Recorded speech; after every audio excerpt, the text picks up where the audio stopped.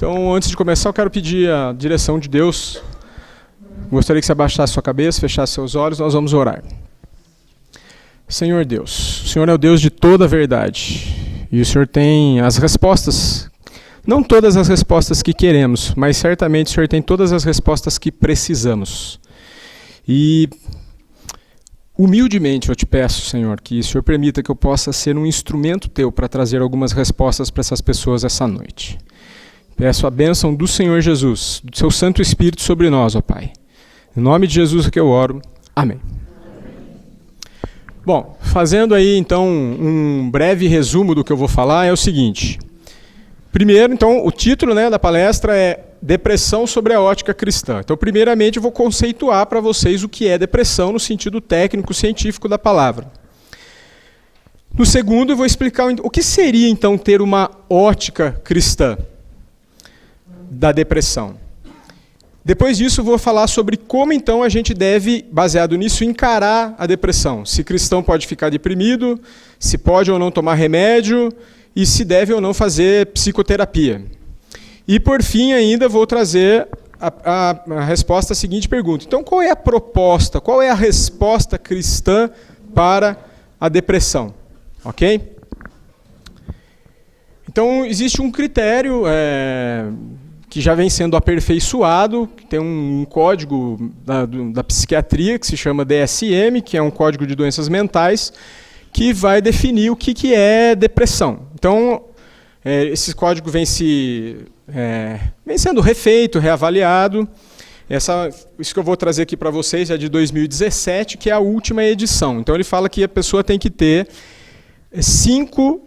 pelo menos 5 desses 9 itens para a pessoa ser considerada uma pessoa deprimida.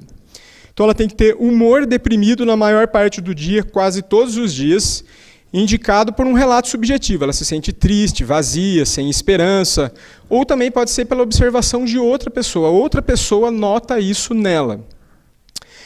A pessoa tem um acentuado desinteresse, ou uma queda acentuada do prazer. Um termo fácil de guardar é anedonia. Para simplificar, anedonia é falta de anedota. Nada tem graça. Anedota é a piada. Então, anedonia. A pessoa que está deprimida, ela não vê graça. E um critério de comparação é que ela não vê graça naquilo que ela via graça antes. Então, eu costumo explicar que a vida fica cinza para quem está deprimido. As coisas não têm mais cor. Ok? Pode haver, esse é um critério novo, mais recente, perda ou ganho significativo de peso. E a pessoa também tem distúrbio do sono, insônia ou hipersônia. Então a pessoa pode ter perda de sono ou excesso de sono. Ok? E aí também, junto com isso, e você vê que tem a ver até com a falta de prazer, a pessoa tem fadiga ou perda de energia. Ela também pode ter sentimentos de inutilidade ou de culpa excessiva. E também ela tem um prejuízo da capacidade de pensar e se concentrar, e ela pode ter ainda, isso acontece geralmente nos casos mais graves, pensamentos recorrentes de morte. Então a pessoa começa a pensar em morte. Existe uma diferença também, que existe desejo de morte e ideação suicida. Então, desejo de morte é quando a pessoa está bem triste e ela começa a achar que a morte é uma solução. Ela começa a desejar a morte e cogitar a morte. Mas ideação suicida é um passo a mais, que é quando a pessoa não só pensa na morte, mas ela começa a planejar a morte. Ela começa a pensar assim, como será que eu posso me matar sem sofrer? Como será que eu posso ter certeza que eu vou ter êxito no que eu vou fazer? Então, ela começa a usar o raciocínio dela para tentar ter esse objetivo. Tá? E para ser depressão, a pessoa precisa ter isso pelo menos por 14 dias. Tá?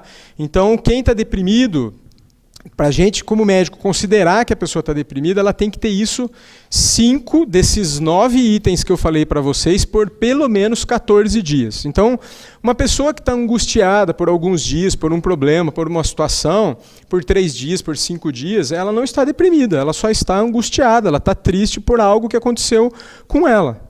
Somente isso. Tá? Então, o que já de cara eu coloco para vocês que está acontecendo? Existem muitas pessoas que estão frustradas, ou que estão cheias de rancor, ou que estão magoadas, e que parecem ter depressão, mas elas não estão deprimidas. Elas estão desapontadas. Né? E, curiosamente, o remédio ele tem um potencial de aliviar isso. Então, pode ser então, que ela não tenha depressão, mas ela só tenha uma angústia, uma tristeza, um pesar, um conflito. Ela vá ao médico, receba uma prescrição e se sinta melhor, mesmo ela não tendo depressão. Tá? Porque a medicação tem essa capacidade, que eu vou dar mais alguns detalhes aí para vocês. Então, vamos lá, falando já de remédios. Basicamente, a gente tem duas classes, que são os remédios que aumentam a serotonina. Vou falar o nome do sal, dos vários sais que existem hoje. Né? O mais famoso, a fluoxetina. Existe o citalopram, o escitalopram, a venlafaxina, a desvenlafaxina e várias outras inas aí, que são usadas. Esses remédios não viciam. Eles não são faixa preta, eles não dão sono, geralmente. E eles são usados, normalmente a gente fala para os pacientes tomarem um remédio de manhã, porque esse remédio até serve exatamente para isso, para levantar a pessoa, para que a pessoa deprimida não tenha aquele ânimo para baixo, sem energia. Então esse remédio vai dar uma certa energia. Um efeito colateral comum é que às vezes ele pode provocar ansiedade. Um risco que existe também no começo de um tratamento com antidepressivo é que às vezes a depressão pode aumentar, a pessoa pode adquirir a força que ela não tinha para tentar tirar a vida. Então às vezes iniciar o remédio pode ser perigoso. Então o médico vai ter que julgar e avaliar isso, e fica o alerta por isso que ninguém deve emprestar a fluoxetina da vizinha e falar, não, foi bom para mim, vai ser bom para você. Né? Eu já vi acontecer isso um monte de vezes. Né? Não faça isso, por favor. Uma outra classe de remédios são os remédios famosos faixa preta. Esses remédios também servem para depressão, eles não são só de dormir.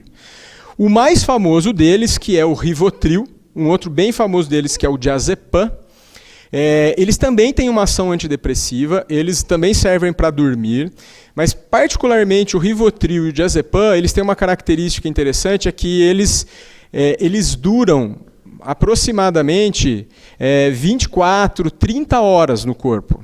Então, por isso que se a pessoa deixa de tomar, ela já percebe diferença no dia.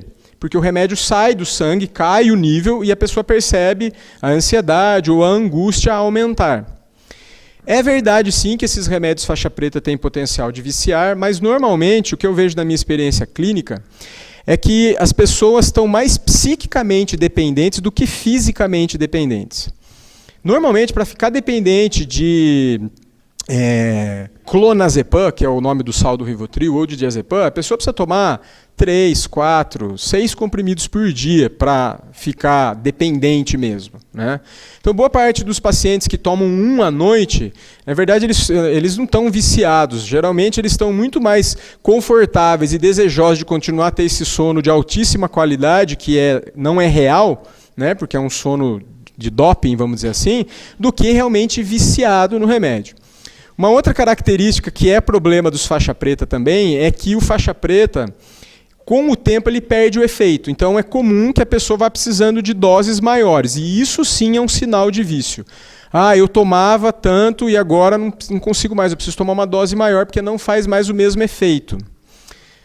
Tem uma observação importante, é que às vezes pode ser que o seu médico aumentou a sua dose, não é porque você está viciado, mas é porque a doença está muito forte e aí o médico faz um ajuste nisso. Ou se não é a doença, os sintomas estão muito intensos e aí esses sintomas ele vai tentar combater isso através de um aumento de dose do medicamento.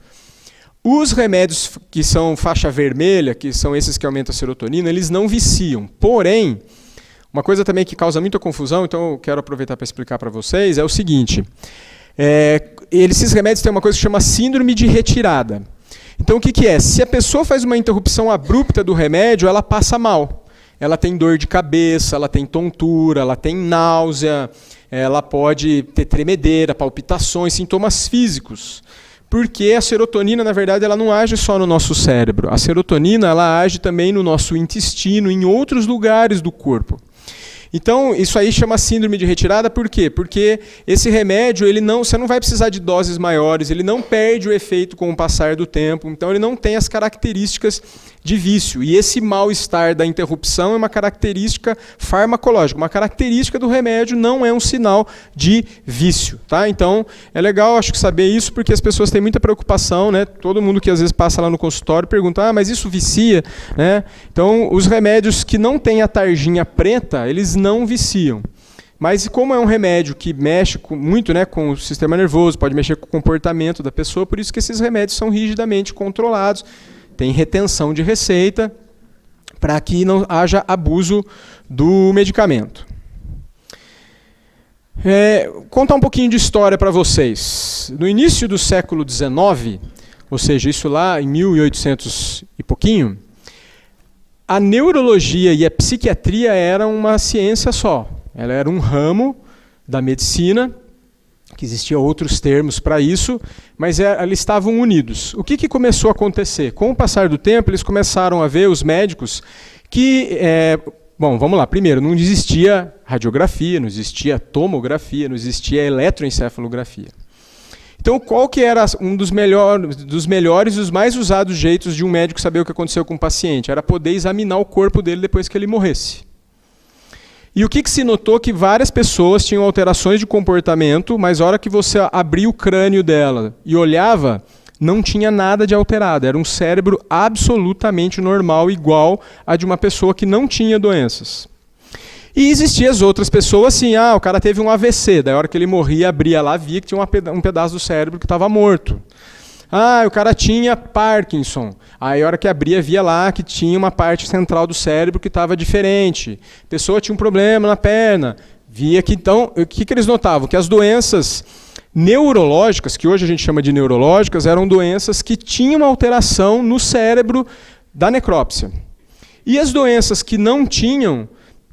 Aliás, havia doenças que não tinham alterações cerebrais. Então, essas doenças foram migrando para uma outra área, que foi os primórdios da psiquiatria. Então, em certo sentido, a psiquiatria nasceu das doenças que não tinham base orgânica. Tá? E por que eu estou contando tudo isso para vocês? É porque nós estamos aqui há 100 e tantos anos depois, 200 anos depois, aliás, e ainda tem um monte de doença da psiquiatria que não se encontrou base orgânica. Isso não diz alguma coisa para nós? Que isso provavelmente não é uma questão do corpo, mas da alma. Freud, ele tinha como objetivo criar um exército de conselheiros que orientasse as pessoas, mas que não fossem pessoas ligadas à igreja. Era um objetivo de Freud. Ele queria tirar do cristianismo e da igreja a ação de aconselhar pessoas. Ele escreveu isso. Tá? Então, eu não estou falando de... ele falou isso. Tá? Então, é aí que entra e a gente começa a tentar trazer um pouquinho para vocês sobre o que seria uma ótica cristã da depressão. Porque faz 200 anos que a medicina vem se desenvolvendo, essas áreas se separaram, mas ainda há doenças que não têm comprovação científica. Deixa eu explicar isso um pouco melhor para vocês. Como que a medicina funciona hoje? Em uma série de coisas, a medicina funciona assim. Eu vou lá, faço uma pesquisa onde o médico não sabe que remédio ele está dando e o paciente não sabe o que ele está tomando. Isso a gente chama de duplo cego. Dentro do duplo cego existe placebo, que é uma pílula que não tem nada, e uma pílula que tem. E o paciente não sabe, quando ele entra no estudo, se ele está tomando a pílula que tem remédio e a pílula que não tem. Qual que é a ideia? É tirar a pessoa da autossugestão. Não, eu melhorei porque eu estou tomando. Não, ele não sabe. Então ele vai achar que ele melhorou baseado nele mesmo, porque ele está lá tomando, ele pode estar tomando placebo. Isso é assinado, tem código de ética para isso, tem uma série de regras. E aí, então, por exemplo, para depressão, existem escalas, existem scores, e aí se pega as pessoas que foram diagnosticadas, e aí inclui nesse grupo, e é um terceiro, por exemplo, um farmacêutico, vamos dizer, que vai fazer tudo isso, vai codificar, e vai fazer todo mundo vai tomar, e depois vai reexaminar as pessoas, ou retestar, por exemplo, aplicar o score de novo. Por exemplo, existem vários, escala de inventário de Beck, tem vários tipos de escalas, para classificar. E aí, então, se verifica se a pessoa melhorou ou não com o remédio. Veja que isso é só um teste se o remédio melhora a sua sensação. Isso não está mostrando o que aconteceu na química do seu cérebro. Outra coisa é que como que o cérebro funciona, né? Bem grosso modo, mas assim, né? A gente tem os neurônios e existe um espaço entre os neurônios que são as fendas sinápticas. Dentro da fenda é que existe a serotonina, mas na verdade existe serotonina, noradrenalina, glutamato, existe uma série de neuropeptídeos. O que se sabe é que esse remédio consegue aumentar a quantia disso, isso consegue ser medido. Né? Existem técnicas lá que faz, por exemplo, iluminar, você põe radiação, põe um jeito de marcar, põe um marcador lá, depois você consegue pegar células e olhar. Obviamente não se faz isso com pessoas vivas também, você vai fazer isso com animais. Né? Imagina, você está deprimido, posso tirar um pedacinho da sua cabeça para eu dar uma olhada lá no microscópio? Né? Não é feito assim. Então, a maioria das pesquisas são feitas só para ver efeitos, para ver sintomas. Ok? Então, basicamente é assim que funciona, e aí assim, existem doenças que a psiquiatria já conseguiu comprovar bem que tem uma causa, até porque tem doenças que ficam até meio misturadas, sei lá, da neurologia, da psiquiatria, essas áreas são sempre meio afins, né? Então, por exemplo, transtorno de déficit de atenção.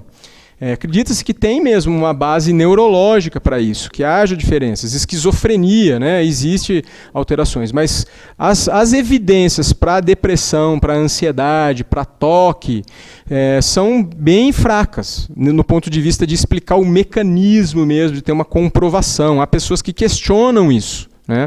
Só que existe um mar de gente que considera isso uma questão inequívoca, né? E está totalmente mergulhado nesse modelo que a gente chama de materialista, ou seja, baseado no remédio, no modelo materialista da saúde mental. Tá? Então tem gente que se ouvir eu falando isso, vai falar, não, isso é um absurdo. Só que são muitas discussões que muitas vezes essas pessoas nem querem mais refazer, que são a seguinte: a ciência, ela não é dona da verdade. A ciência mede coisas. E a ciência não consegue provar tudo. Vou dar um exemplo bem simples para vocês. Você não consegue metodologicamente provar para o seu cônjuge que você ama ele. Isso é uma experiência pessoal. Não tem como provar isso em laboratório, em teste nenhum. Não se prova. Então, e a ciência vem muitas vezes, e repare isso quando você tiver contato com jornal, com TV, que eles vêm dizendo assim, a ciência que diz o que é verdadeiro ou não. Escreve uma outra situação que muitos cristãos são inocentes, quando eles falam assim, não, isso aí que está na Bíblia, o que está no Evangelho é verdade porque foi provado cientificamente. O que você está dizendo com isso? Que você só acha que é verdade porque a ciência provou, não porque Deus falou. Você está submetendo a Bíblia, o Evangelho, as palavras do Senhor Jesus Cristo, a ciência. É ela que fica com a última frase, com a última palavra, com a última opinião. E se você for analisar, você vai ver isso. O que a ciência consegue fazer é mostrar evidências daquilo que é mensurável. Mas muita coisa nesse mundo não é mensurável. E o pior, gente, é onde está indo parar isso, e isso que eu quero fazer um alerta. Eu estive agora, esse ano, em Brasília, num congresso que chama Cérebro, Comportamento e Emoções. O congresso também é chamado de BRAIN. E tem muitas novidades. Então, agora tem um exame para ver geneticamente qual que é o remédio melhor para cada pessoa, por causa do comportamento do fígado, de como você metaboliza. Ainda é uma coisa inacessível, o exame, ou pouco acessível, que o exame custa aí uns R$4.500, R$5.000. Mas existe esse exame. E o pessoal está mergulhadíssimo nisso. Eu assisti uma palestra lá, que eu já estava querendo sair para almoçar, e a hora que eu vi isso eu levantei e saí mesmo. Onde o palestrante falou sobre pedofilia adquirida. Ou seja, ele classificou pedofilia como uma doença que a pessoa desenvolveu. E tinha umas 600 pessoas na plateia e ninguém achou estranho. É para esse lugar que está indo as ciências do comportamento. É para esse caminho que as pessoas estão pensando. Isso me preocupa muito. Muito. Então, o que seria, explicado aí o que é depressão e dando uma base sobre o que é depressão e a psiquiatria, os primórdios aí, o que seria uma ótica cristã da depressão? Seria o seguinte, na verdade, é uma ótica até não sobre a depressão, mas sobre a vida. Que você tenha, ao enxergar a vida, a Escritura tenha a primazia. E a convicção de que todo o mal foi vencido por Jesus Cristo. E que qualquer assunto referente à vida, e principalmente à alma, necessariamente tem que estar relacionado com as coisas que Jesus Cristo falou, tem que estar relacionado com o Evangelho. Então, o que é muito frequente que está acontecendo nas igrejas é que as pessoas acham que existem os assuntos de Jesus e existem os outros assuntos. E o que, não sou eu que defendo, muita gente explica isso, mas é que o verdadeiro Evangelho ele permeia qualquer coisa, qualquer assunto. Não existe assunto que o Evangelho não guarde relação. Inclusive, em casa, eu faço uma brincadeira com as minhas filhas. Eu falo assim, fala qualquer palavra que eu vou relacionar isso com o Evangelho. Eu brinco com elas lá. E aí sai um monte de coisa, espelho, alface, e a gente vai explicando como isso tem a ver com Deus de alguma forma. E sempre tem. Então, uma ótica cristã é entender que não existe nada da sua vida que Deus não tenha alguma coisa a ver. Nada. Como você se veste, como você come, aonde você vai, como você dorme, que amigos você tem, o que você compra, se você usa cartão de crédito. Não tem nada da sua vida que o Evangelho, que as Escrituras, que a Palavra de Deus não tenha algo a dizer sobre isso. Tá? Então, isso é uma ótica cristã, na verdade, da vida. E, então, como faz parte da vida ter sofrimento e, às vezes, doenças, está aí, então, a relação com a depressão. O que faremos quando a ciência se opuser à palavra de Deus? Nós vamos ter que fazer um confrontamento honesto. Pode ser que haja problema na minha interpretação da palavra de Deus. E aí eu posso voltar atrás. Mas eu não posso submeter a veracidade das Escrituras à ciência. Tá? Quando eu falo submeter, não é no sentido de testar e confrontar, é no sentido de dizer assim, a Bíblia só é verdade se a ciência provar, quando ela não provar, ela não é. A palavra de Deus não é. Não. Essa é a essência da ótica cristã sobre depressão. Vamos colocar um pouquinho, exercitar um pouquinho o seguinte. Vamos cogitar que os materialistas científicos, esses que defendem que a depressão é um problema exclusivamente químico, que é um problema neuroquímico do seu cérebro, é um problema de neuropeptídeo, e vamos dizer que seja verdade. Se a depressão é um problema físico, então essa questão também guarda relação com fé no mesmo campo das doenças físicas. Então a gente não precisa ter paciência, a gente pega uma pneumonia, fica em casa quietinho, então também se você tiver depressão, você vai ter que ter paciência. Então a gente já começou, independente da discussão se é bioquímico ou não, a já tentar ter uma visão cristã sobre como abordar. Digamos que seja físico, o que na minha opinião não é. Eu vou tentar mostrar isso um pouco mais para vocês, por que não.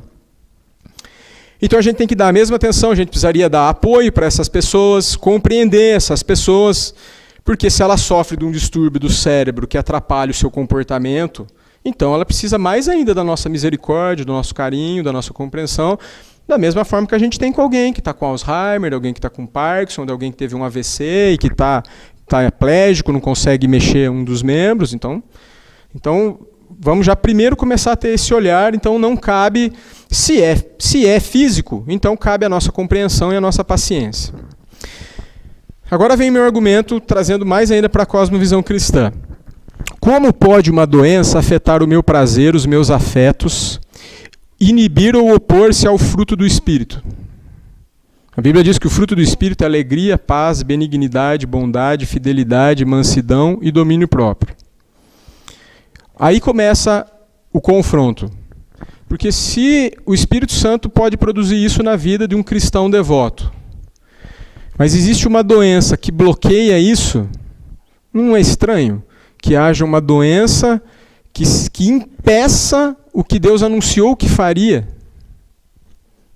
A coisa não começa a brigar? Não começa a ficar estranho? Uma outra coisa que acontece com os materialistas científicos.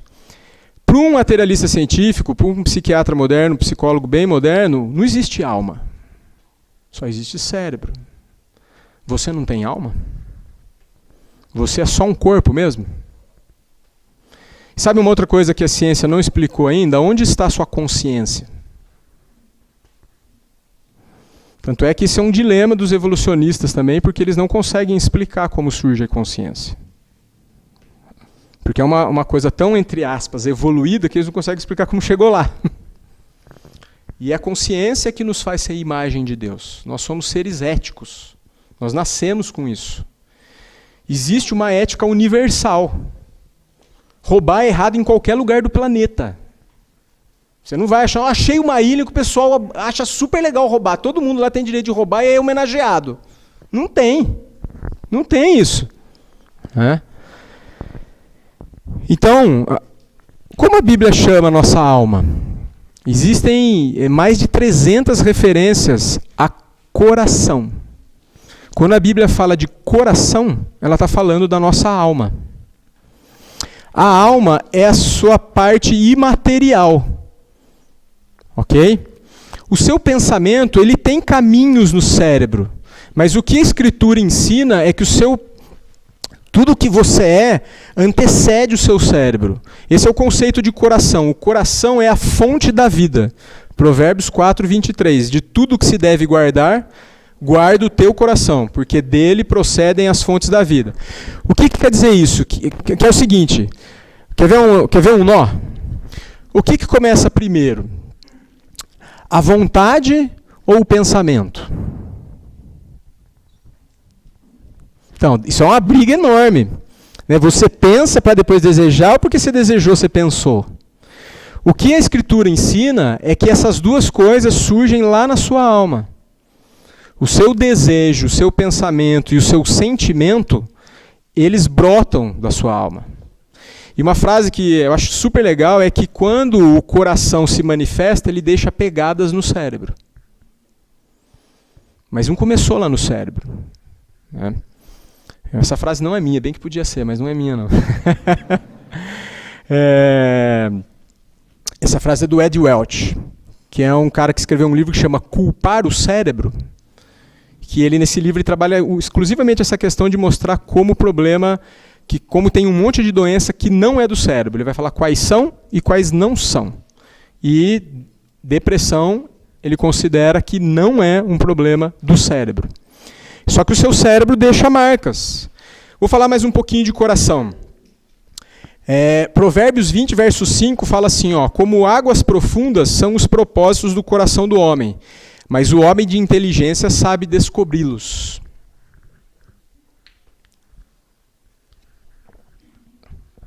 A psicologia, a psiquiatria, já usou o termo para isso de subconsciente. Mas, de novo, sempre com uma pegada de pensando que isso tem a ver com o cérebro. Mas a Bíblia já estava dizendo lá que o seu coração, ele é tão profundo que nem você mesmo conhece o seu coração. Mas se você for atento, se você procurar sabedoria em Deus, você pode conhecer melhor o seu coração. E tem mais um problema ainda. A Bíblia diz que em Jeremias 17:9, que enganoso é o coração e desesperadamente corrupto. O seu coração te engana. Você já reparou que tem dia que você acorda e você não sabe por que você está se sentindo mal, mas você está. É que às vezes você não lembra algo que aconteceu que você não gostou e você está irritado. Agora essa ainda não é tão pegadinha. Pegadinha maior é o seguinte, você já reparou que teve várias coisas que você falou assim, quando eu chegar lá, quando eu fizer isso, eu vou ser feliz. E aí você chegou lá e ficou feliz 2 minutinhos e depois não ficou mais. O coração é enganoso assim. Ele faz a gente desejar e acreditar em várias coisas, acreditando que se eu chegar naquilo, se eu tiver aquilo, e não precisa ser material. Quando eu for avó. Quando minha filha casar, quando eu for para tal cidade, quando eu visitar a terra que meu pai nasceu, não precisa ser, quando eu me formar, quando eu for professor, Tanto é que tem aquela frase, que tem a ver com isso, eu era feliz e não sabia. Muitos anos atrás eu me peguei falando essa frase. E isso me marcou. Eu falei, opa, peraí. Então eu já sou feliz hoje e não estou percebendo. E tenho tentado desenvolver uma virtude cristã que se chama contentamento.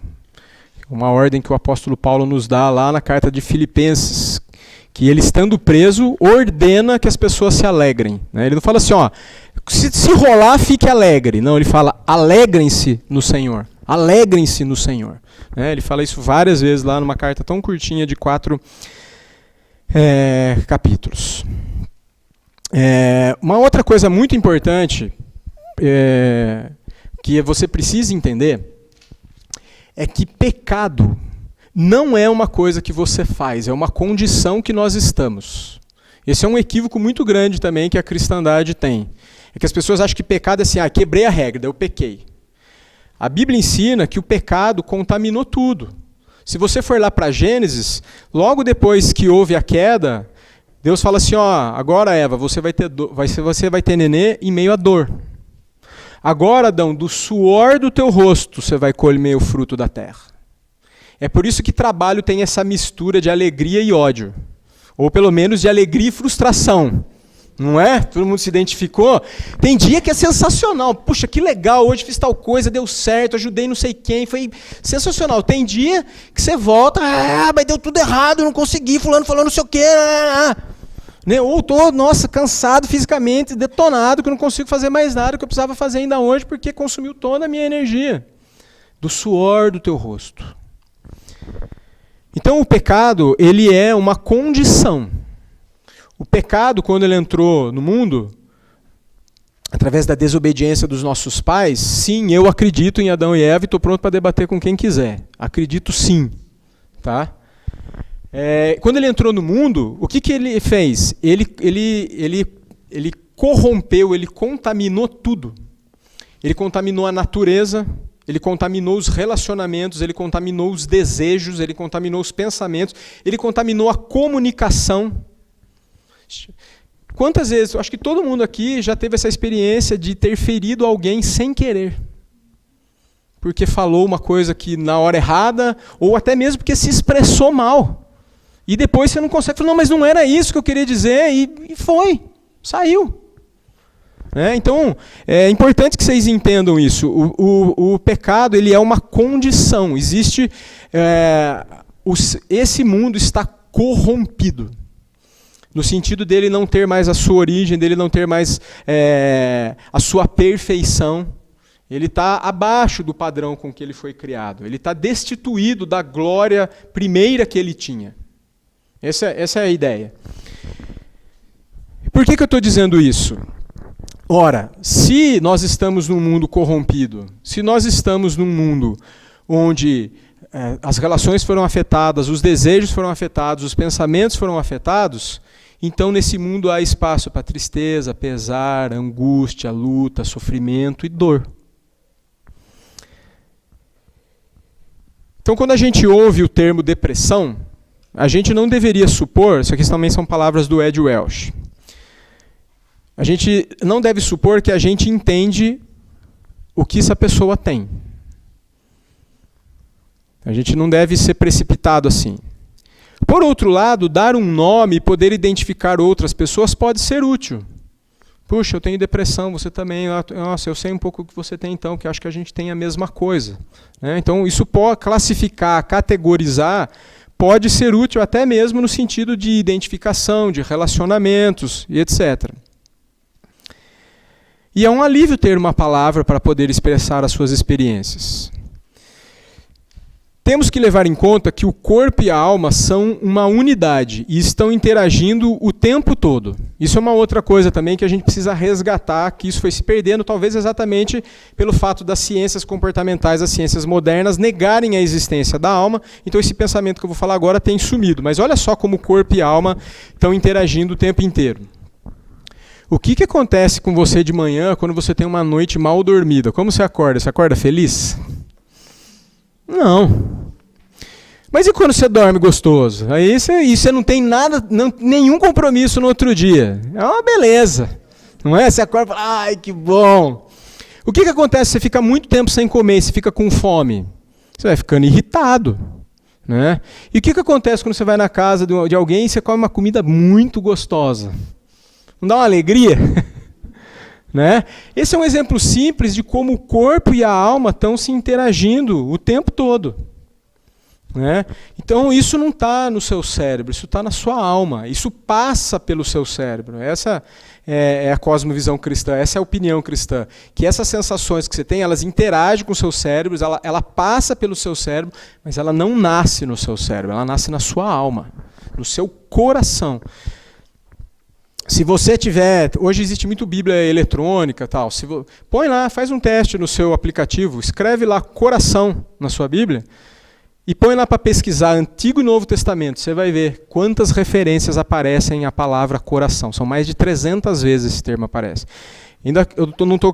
Eu acho que é mais de 600, mas para não errar e minha memória me trair, eu estou falando que é 300, mas eu acho que são mais de 600, que eu já fiz essa brincadeira uma vez. Uma outra coisa importante também que está ligada a essa interação corpo e alma, que também está acontecendo no pensamento da nossa sociedade. Se eu estou irritado porque eu não dormi, eu tenho o direito de ser rude? E se eu estou de TPM? Não, também. E se eu cheguei muito cansado do meu trabalho porque eu trabalhei 12 horas, ou eu dirigi caminhão e andei 1000 quilômetros? Não. Então, nós precisamos lembrar disso. É verdade, sim, que o seu corpo vai mexer com o seu humor. Mas isso não te isenta dos seus deveres morais. Né? Então, o problema também que vem acontecendo com essa linha de pensamento que vem ocorrendo, que não é cristã, é que o quê? É que a doença justifica o meu comportamento. Gente, isso é verdade para o cara que está lá no manicômio judiciário e que é louco e que tem prazer em esquartejar pessoas. Que existe isso. Né? Não me parece ser o caso do Adélio lá, que foi preso, né? Que foi para o manicômio judiciário, mas ele se encaixa nessa história aí. Né? Ele foi avaliado como alguém que é louco, então ele não vai ser preso, mas ele vai ser internado num manicômio judiciário. Aliás, eu acho que é pior ele estar lá do que estar preso, mas isso é uma outra discussão. Então, nós precisamos tomar cuidado, porque o que vem acontecendo é que, junto com o conceito de depressão e ansiedade, tem havido um espaço para vitimização. Então, as pessoas têm que me aceitar e aceitar os meus excessos, porque eu não estou bem, eu tenho uma doença. É verdade que, como eu falei no começo, poxa, se isso é físico, nós temos o dever de ajudar. Mas a gente não pode justificar, chegar num ponto de acreditar que uma condição cerebral que é discutível e que não tem provas anatômicas expliquem e justifiquem o meu comportamento. Tanto é que assim, eu atendo, né, e cuido de muitas pessoas com Alzheimer. E é incrível de ver como mesmo quando a memória avança, boa parte da consciência continua presente. Muito curioso isso. Outro dia, um paciente estava gritando, ele estava numa clínica, e ele estava gritando, e aí os técnicos de enfermagem, o cuidador, foi lá e chamaram a atenção dele. Falou, não é para o senhor gritar. Aí ele falou assim, é brincadeira. Mas ele tem Alzheimer. E ele soltou essa, é brincadeira. Aí passou uns minutinhos e começou a gritar de novo. Então, mas por que ele fez assim? Ele falou, é brincadeira. Tem um resquício de consciência ali, falando, poxa, você está chamando a minha atenção, eu preciso dar uma desculpa para você do que eu estou fazendo. Né? E tanto é que é muito comum também nos pacientes com Alzheimer, que você está lá, ele já está com a doença avançada, você acha que ele não está na conversa, de repente ele entra e fala um conceito moral e chama sua atenção ainda. Quem convive já viu isso, eu já vi isso acontecer. Tá?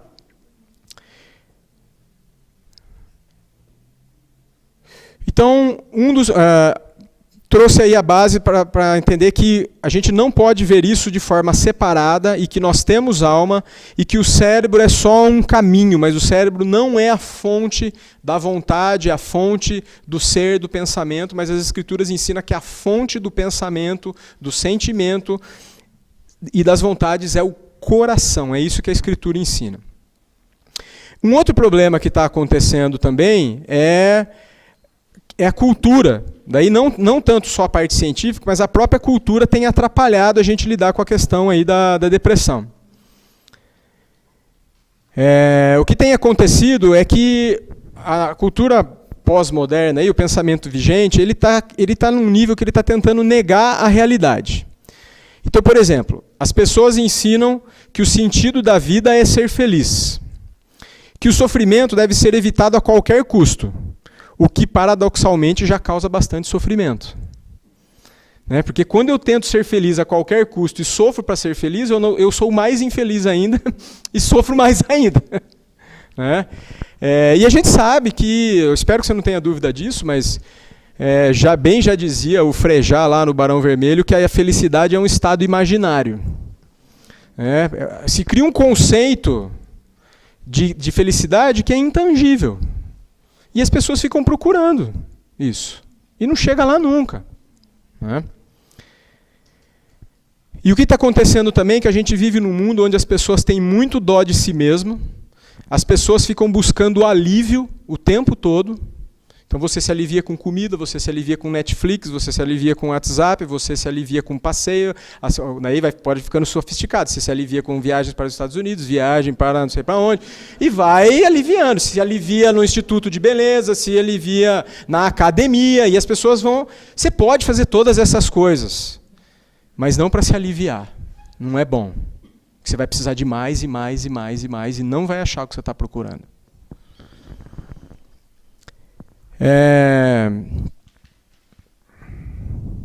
Olha que interessante o que o apóstolo Paulo vai falar lá no livro de Atos, apesar do livro de Atos ser escrito por Lucas, se não me falha a memória, nesse episódio é Paulo que está falando o que ele ia fazer. Ele fala assim, fortalecendo as almas dos discípulos, exortando-os a permanecer firmes na fé e mostrando que através de muitas tribulações nos importa entrar no reino de Deus. Atos 14, 22.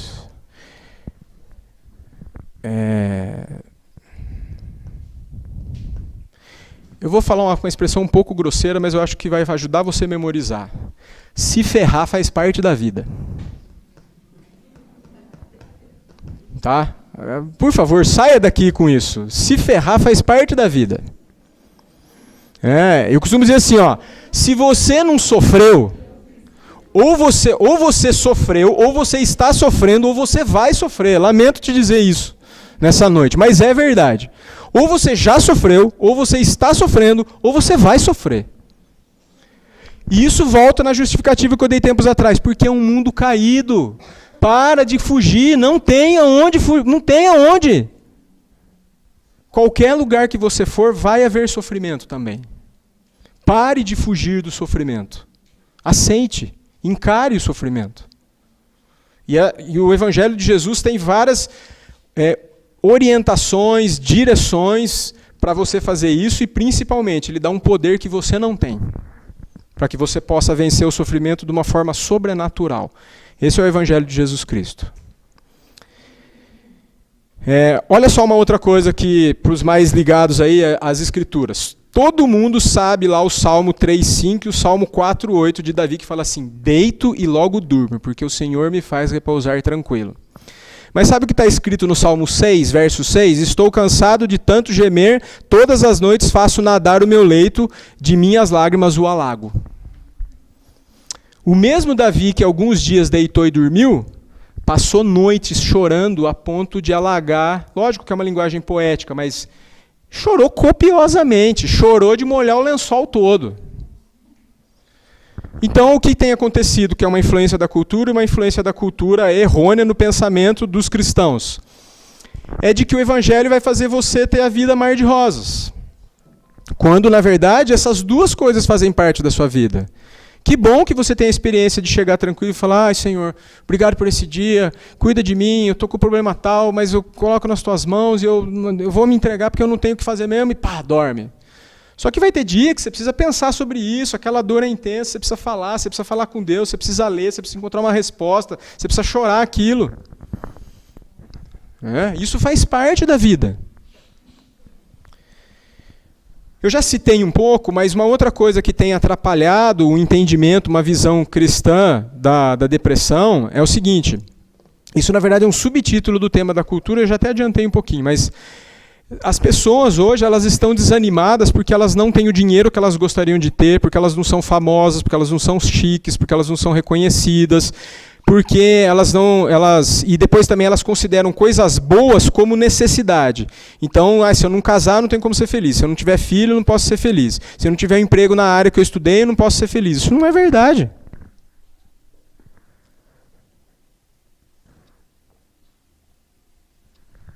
Você quer ver um dado curioso? A taxa de suicídio da Europa é maior que a da África. Olha. Então, não é o que você tem e o que você tem acesso é que vai garantir sua realização. Curiosamente, isso, de alguma forma, até produz um efeito contrário. Né? Os países mais desenvolvidos é que têm as maiores taxas de suicídio. Suécia, Finlândia. Tá?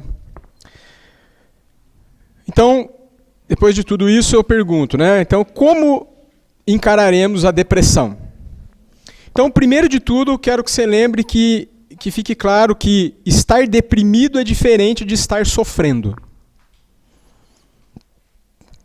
Então, e qualquer uma dessas coisas, ela precisa ser encarada olhando através das Escrituras para realmente conseguir uma verdadeira compreensão do ser.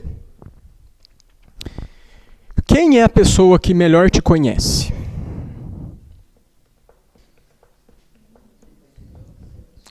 Obrigado aí. Primeiro, quem mais nos conhece é Deus. E depois, realmente, é a gente mesmo.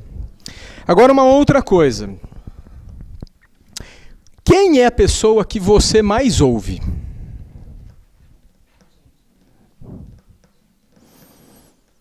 A pessoa que você mais ouve é você mesmo.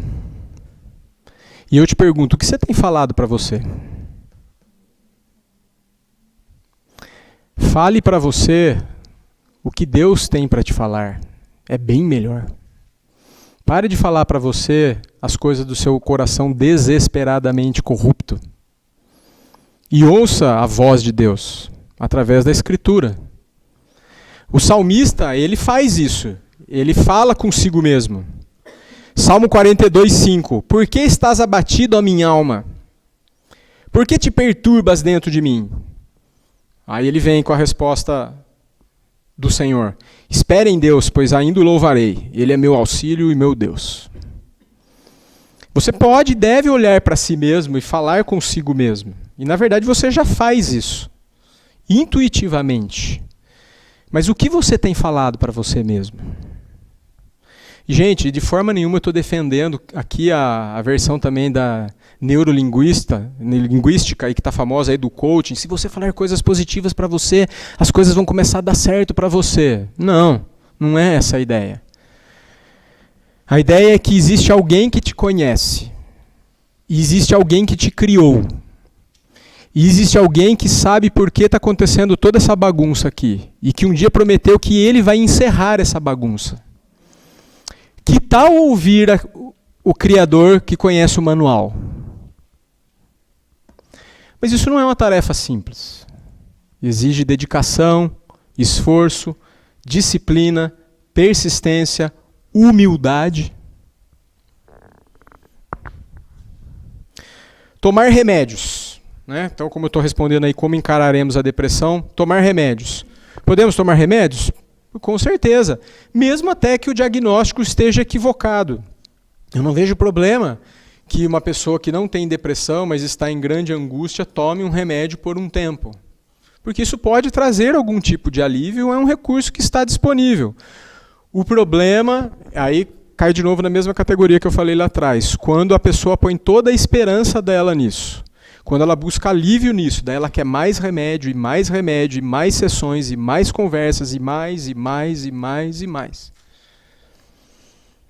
A pessoa ela vai diminuindo o grau dela de tolerância às sensações ruins. Né? Até um adendo que me escapou um pouquinho antes lá, é que esses remédios, eles conseguem mesmo trazer alívio. Eles não despersonalizam a pessoa num sentido extremo. Mas eles podem sim fazer que alguém se torne um pouco mais insensível, que se torne um pouco mais irritado. Tanto é que às vezes a gente até troca o remédio, porque a pessoa percebe que ela está ficando despersonalizada com o remédio. Não é tão intenso, não é uma coisa extremamente marcante.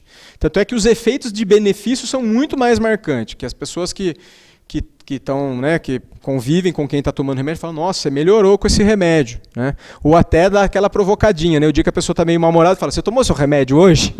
Né? Então, não vejo nenhum problema. O problema é isso, é quando a pessoa põe a esperança no médico, a esperança no terapeuta, a esperança na ciência e ainda se isenta do seu dever e do prazer de conhecer a Deus no sofrimento. Porque a depressão e a angústia têm uma relação estreita com o sofrimento. As pessoas se deprimem porque elas estão sofrendo. E aí vai variar. Pode ser um luto, pode ser uma traição, pode ser uma decepção, pode ser uma meta não alcançada, e aí não tem fim para as possibilidades do nosso coração se deprimir. Salmo 50:15 diz assim, Salmo 50:15, invoca-me no dia da angústia, eu te livrarei e tu me glorificarás. Uma outra questão também que muitos cristãos vêm me perguntar ou debatem é, devo fazer terapia? Posso fazer, né, terapia com um psicólogo? Provérbios 11, 14, 15 e 22 fala que na multidão de conselhos há sabedoria ou há segurança. Nós não tomamos conselhos para decisões da nossa vida, muitas vezes só com pessoas que a gente sabe que são cristãs. Às vezes a gente toma conselho até com quem não é, porque a pessoa tem uma experiência em alguma área, uma área administrativa, numa área financeira. Então, não é pecado, obviamente, não há problema de que a pessoa tome conselho com um profissional que está treinado em tentar distinguir o que você sente. O problema é o seguinte, nós acabamos de tentar mostrar e desconstruir um monte de ideia errada que existe sobre o ser humano. Será que você deveria mesmo tomar conselho com uma pessoa que pensa literalmente assim? Então aí que vai a questão de você filtrar bem quem é o profissional que você está procurando se aconselhar, né? Se orientar. Tanto é que uma experiência que eu tenho do consultório é que muitas pessoas, sabendo que eu sou cristão, muitas vezes preferem ir comigo porque fala assim, pressupõe, ele vai me entender porque ele tem uma fé parecida com a minha. Né? E o que faz sentido, mas o mais sentido não é por causa de uma questão bairrista. Você é da minha igreja, então nós estamos juntos, beleza, pai bola. Não é essa a ideia. A ideia são esses conceitos que estão por trás. Então, existe essa limitação. Né? Como me aconselhar com alguém que tem uma perspectiva totalmente mergulhada de que o problema é exclusivamente físico? Né? Para ser até assim mais adequado aqui, isso é mais comum em muitos psiquiatras, porque boa parte dos psicólogos, principalmente por ser psicólogo, ele crê o quê? Que o problema está no pensamento, não no cérebro. Né? Boa parte dos psicólogos vão defender isso também, que não, isso é uma questão do seu pensamento. O que tem de diferente é que vai haver sim muitos psicólogos que vão achar que o pensamento guarda relação com o seu cérebro, com a sua experiência, e não com a sua alma, porque vai negar a existência da alma, muitos deles. Então, se você crê em todos esses outros pressupostos, está aí um entrave estabelecido. Só mais um adendo para não haver confusão. A psicologia, como ciência comportamental, ela tem muitas habilidades, principalmente no que diz discernir tipos de comportamentos. Então, um exemplo bem clássico disso é a questão do RH, discernir perfis.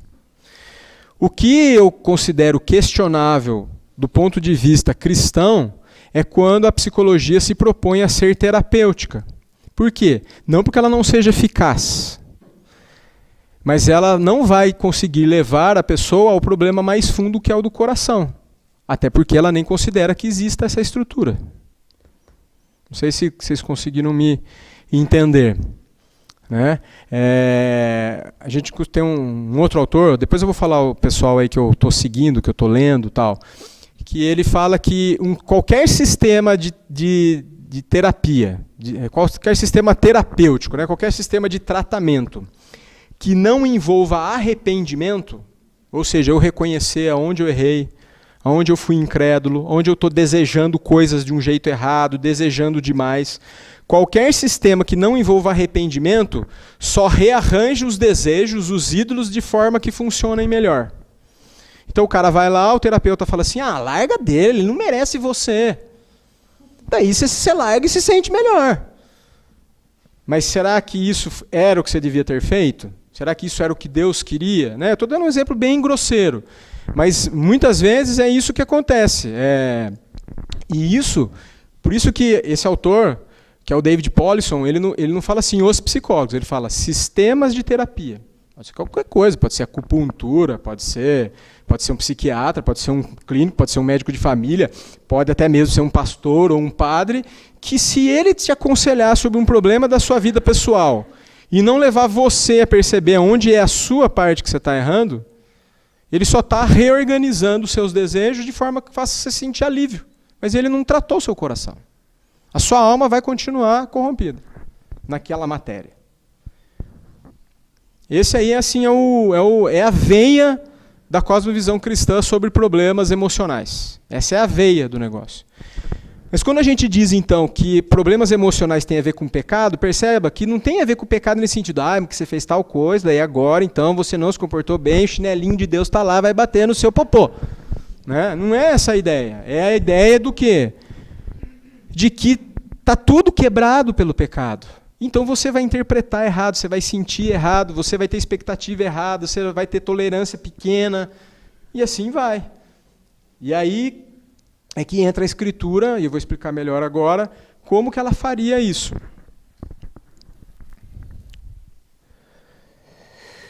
Então, aí uma coisa que as pessoas têm feito, falam assim, então eu vou num terapeuta cristão. Mas será que esse terapeuta cristão tem mesmo uma cosmovisão cristã sobre o ser humano? Porque daí ficou de novo aquela coisa só bairrista. Eu fui nele porque ele é da minha religião, mas na verdade ele pensa igual a quem não é da minha religião. E ele só está rearranjando os meus desejos de forma que eu sinta alívio. Não está indo na questão, né, de fato. E então, partindo para o fim, daí eu vou abrir para as perguntas. Qual é então a proposta cristã para a depressão?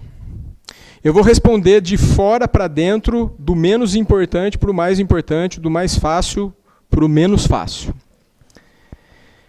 Você pode procurar, então, conselheiros bíblicos ou psicólogos cristãos, mas que realmente entendam o assunto com uma ótica cristã e não com roupagem cristã. Esse que é o problema e o pulo do gato. Às vezes a pessoa tem roupagem cristã. O pastor Jailson fala uma frase que eu acho muito legal, que existe muito perigo quando o reino do eu ganha os contornos do reino de Deus. Então você está fazendo uma coisa que é ego puro, mas como ela tem uma roupagem de religião, você acha que é espiritual o que você está fazendo, mas na verdade é carnal pra caramba. Não tem nada de espiritual, é carnal, só que como tem uma roupagem, foi através de oração, foi na igreja, eu senti e tal, não tem base de revelação, não tem base objetiva da verdade de Deus, isso dá na mesma. Infelizmente, gente, a gente não tem hoje de forma organizada e evidente na nossa sociedade. A gente não tem conselheiros bíblicos com consultórios abertos para atender as pessoas, a gente não tem. A gente carece disso. Quem sabe você é um deles que possa vir a ser aqui nessa plateia hoje. Existe uma associação brasileira de conselheiros bíblicos, que tem literatura, tem produzido, tem congressos, dão treinamentos para ajudar as pessoas. Nos Estados Unidos existe um conselheiro noutético. Então, uma pessoa que tem graduação em nível superior, ela pode fazer um curso que é como uma pós-graduação, e lá ela é permitido atender como se fosse um psicólogo, um terapeuta, e ela até mesmo cobra isso para atender, porque ela trabalha com isso, e ela faz aconselhamento bíblico. Eu ainda não sou associado, mas tenho contato com um associado da Associação Brasileira de Conselheiros Bíblicos, e eles lá têm a firme ideia de não trazer isso para o campo comercial. Então a ideia firme da associação hoje no Brasil é treinar pessoas que atendam voluntariamente outras pessoas, mas capacitar essas pessoas a fazer aconselhamento bíblico. Tá? para mim, esse seria o melhor caminho, mas realmente eu tenho que reconhecer que a gente não tem isso disponível. Tá? É por isso que eu estou tentando não dar uma resposta fechada, mas dar princípios para vocês se nortearem, seja você que esteja precisando ou um familiar seu que esteja precisando. E aí eu deixei aqui, que depois, se quiser, você pode ver, eu vou falar um pouquinho, mas eu deixei aqui vários livros.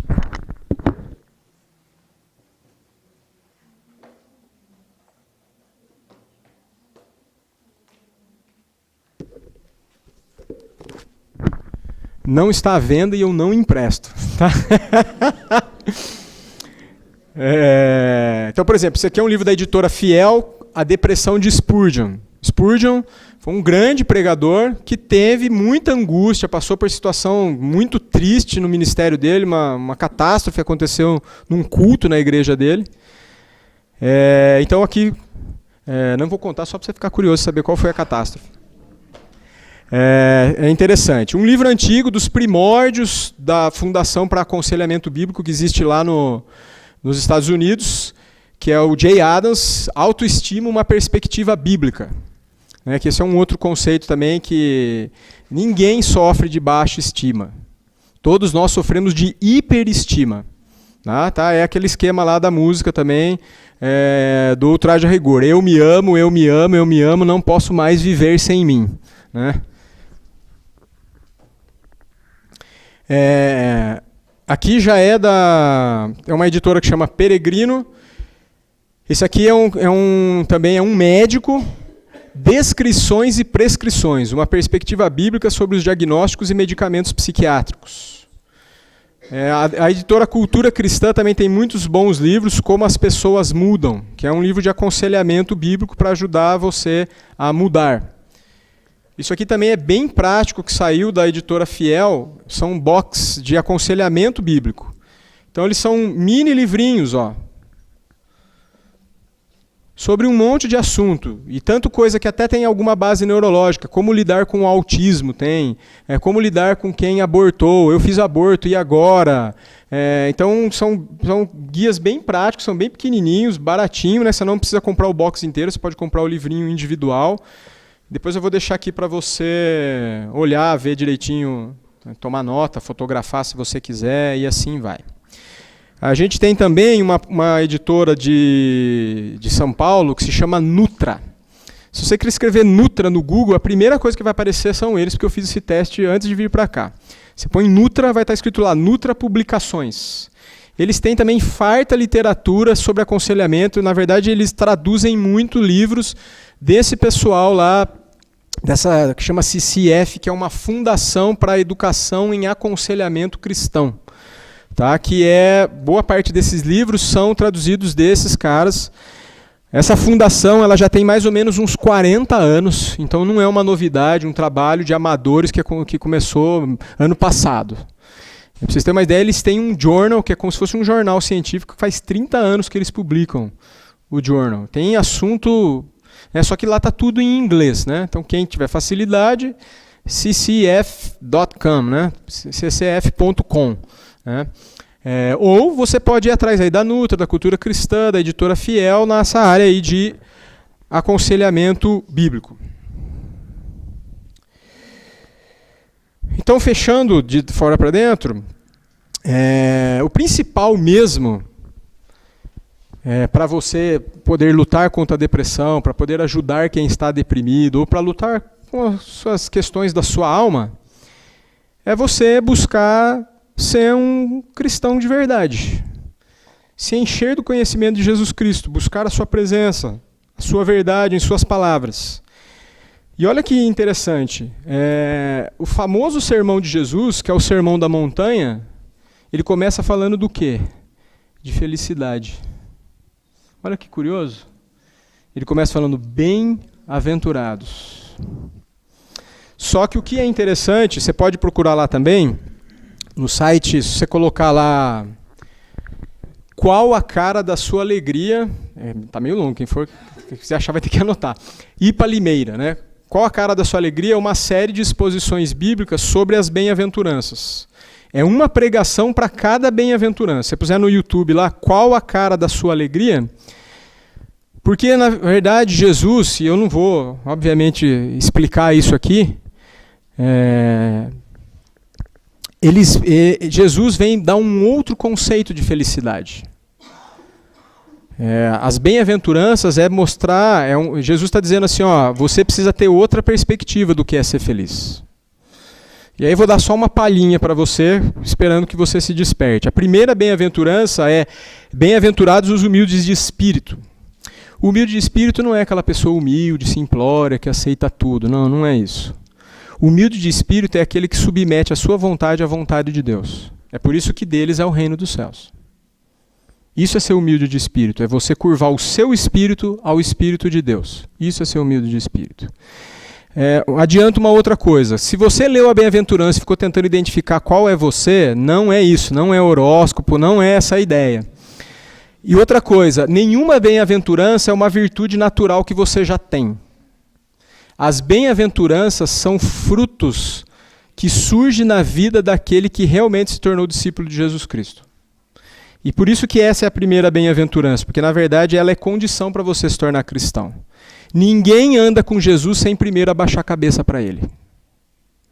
Não porque ele é arrogante, mas porque ele é o rei. E ele tem esse direito e tem todo esse poder.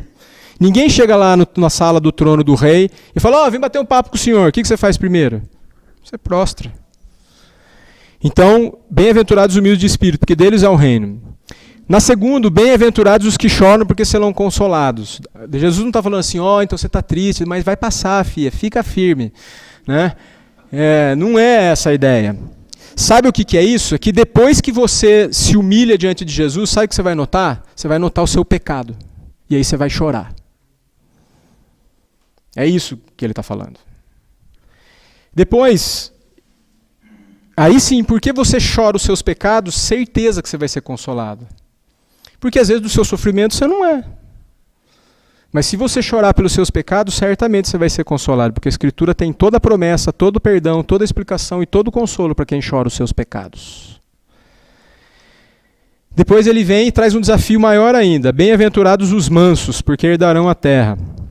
O manso é aquele que ele já é tão... Porque assim, a gente até aceita ser humilde de espírito para Deus, mas baixar a cabeça para o outro é mais difícil ainda, não é? Eu até abaixo a cabeça para Deus, mas para os outros eu não quero abaixar. E aquele que se tornou verdadeiro discípulo de Cristo, ele cede até para o outro, por causa de Cristo. Não porque ele tem medo, não porque ele não quer briga, não porque ele quer ajeitar a situação, não porque ele é da galera do pano quente. Não é disso que eu estou falando. É porque ele entende, pela Escritura, que várias vezes ele tem que ceder e até mesmo abrir mão dos direitos dele se for necessário. E assim vai as outras bem-aventuranças.